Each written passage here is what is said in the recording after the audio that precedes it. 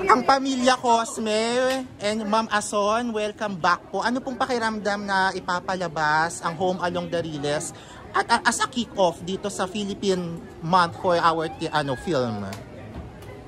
Ma'am Ason, go. Sobrang excited, sobrang nervous, and sobrang thankful and grateful dahil ang dami palang mga Gen Z, millennials na alam ang Home Along the Riles because napapanood nila sa GPTV or sa ibang stasyon.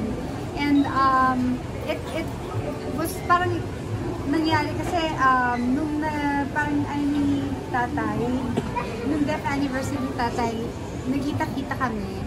And lahat kami halos July celebrants. Yun na, dire-diretso na magkasama kami all the time.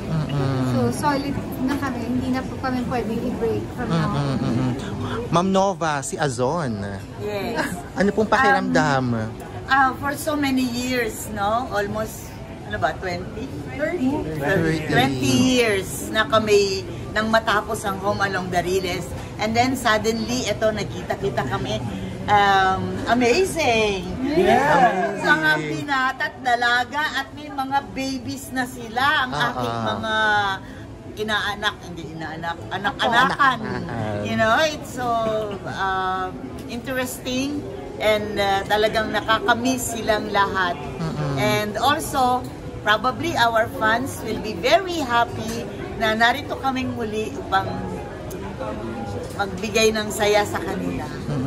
Thoughts lang po, ma'am, kung sino pong gusto sumagot, yung legacy ni Sir Dolphy at ng Home Along the Riles sa Philippine comedy at pop culture in general.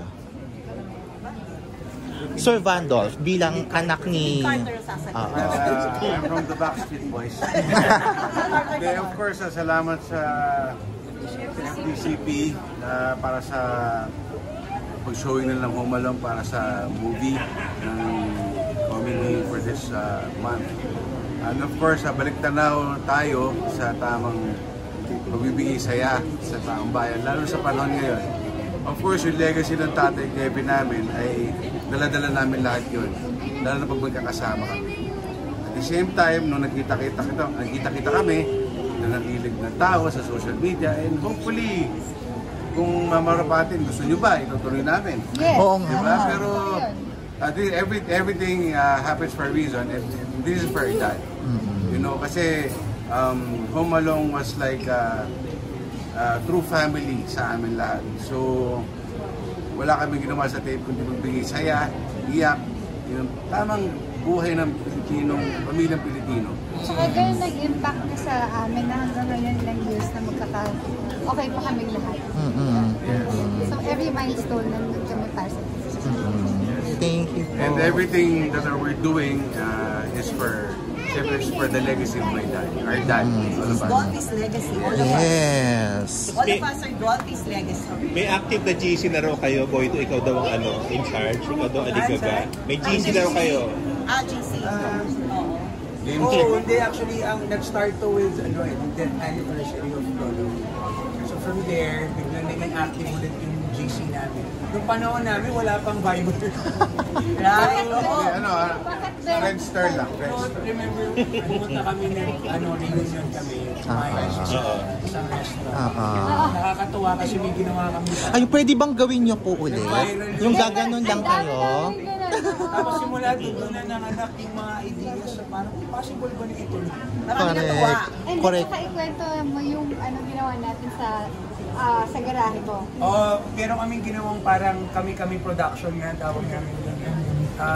Nag-set up kami ng Nirepro natin. Yun yung para sa birthday ni Lolo. Yung namin. Tribute. Naggumawa kami ng parang tribute video. Mapapanood nyo dito sa ilan. Yes. Thank you. Siya ang nag-direct at podcast ni Kuya Alan Jones na meron 5 Wow. Then yung ginawa namin yung sa garahe ni Ate Clau. Yes. So, As masaya lang. nakuha talaga ni Boy nakuha talaga na yung itsura, yung buong Yeah, it's Boyto's idea. Boyto's idea. Makita mo si Tita Nova, ganun pa rin talaga. Diyos ko, parang gusto mong manta.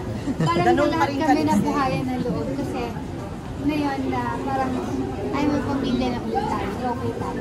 Yes. And of course, Thank you po. and of course, syempre, hindi rin kami buong mula rin si Dalinggit. Ay, oo nga. Oo nga. Missing siya. Siya pa rin ang Siya po ang kaedad ng tatay ko. Si Tita Linggit ang Executive producer. yes. Oo, sa TV. Nakita niya kami lumaki, first heartbreak, first everything, and alam mo yan, she's been like a mother to us. And hindi magiging posible dati ang Humulong at ngayon kung hindi talaga. Thank you po. Sa lahat po, maraming salamat. Maraming salamat. Nakiligin natin ang pelikula.